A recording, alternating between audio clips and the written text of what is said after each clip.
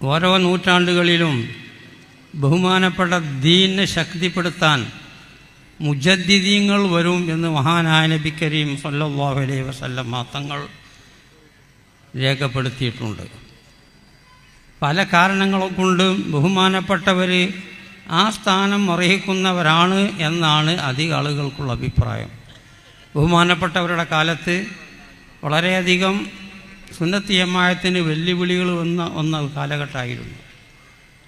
അതെല്ലാം അമർത്തിക്കൊണ്ട് മഹാനവറുകൾ ബഹുമാനപ്പെട്ട സുന്നത്തി ജമാഅത്തിനെ സമസ്തയുടെ ആദർശം ഉറപ്പിച്ചതിൻ്റെ ശേഷമാണ് മഹാനവർ പോയത്. ബഹുമാനപ്പെട്ടവരുടെ അവസാനത്തെ പ്രസംഗം 70-ാം വാർഷികത്തിൽ നിങ്ങളൊക്കെ ശ്രദ്ധിച്ചിട്ടുണ്ടാവും. സുന്നത്തി ജമാഅത്തിനെ വളരെയധികം ശക്തിയായി പറഞ്ഞു, അതിൻ്റെ എതിരാളികളെ വളരെയധികം ശക്തിയായിട്ട് എതിർത്തു. പിന്നെ കുറേ ക്ഷീണവും മറ്റൊന്നും മറിച്ചൊക്കെ അക്കാലത്ത് മൂപ്പർക്കുണ്ട്. ഇതിൻ്റെ അവസാനത്തെ യോഗമാണ് എന്ന് മൂപ്പർ മനസ്സിലാക്കിയതുപോലെ നമുക്കാർക്കും അത് മനസ്സിലായിട്ടില്ല. അന്ന് മഹാനവറുകൾ സാധാരണ പറയുന്ന അവസ്ഥയിലല്ലാത്ത മറ്റൊരു വാക്ക് ഇവിടെ പറയുകയുണ്ടായി. തമ്പുരാനെ ഈ ഏർപ്പാട്,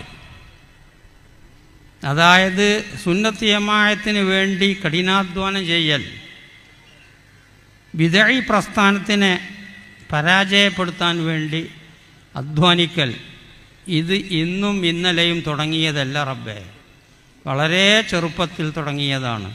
ഇതെല്ലാം ഒന്ന് സ്വീകരിച്ചു തന്നാലും എന്ന് മഹാനവറുകൾ പ്രാർത്ഥിച്ച് കണ്ണിന്ന് വെള്ളമൊഴിച്ചു. അതിൻ്റെ മുമ്പുള്ള യോഗങ്ങളിലൊന്നും കണ്ണിന്ന് വെള്ളമൊഴിച്ചാൻ നമ്മൾക്ക് വല്ലാതെ പരിചയമില്ല.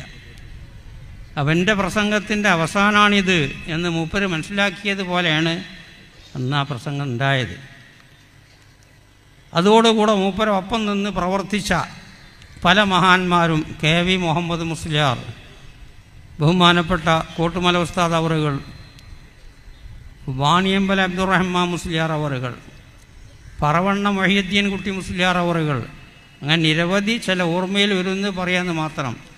അവർക്കൊക്കെയുള്ള പ്രവർത്തനത്തിൻ്റെ ഫലമാണ് ഈ കാണുന്നത്. ഈ വെയിൽ കൊണ്ട് തന്നെ ലക്ഷങ്ങൾ ഇവിടെ സമ്മേളിച്ചത് സമസ്തയുടെ അതിനോടുള്ള കമ്പവും ബന്ധവുമാണ്. ആ ബന്ധം ഉണ്ടാക്കിയതിൽ വളരെ പങ്ക് വഹിച്ചവരാണ് ഞാൻ പറഞ്ഞ വ്യക്തികളിൽ ചിലർ. മറ്റും പല ആളുകളുണ്ട്. അവർക്കൊക്കെ അല്ലാഹു തആല തക്കതായ പ്രതിഫലം നൽകട്ടെ.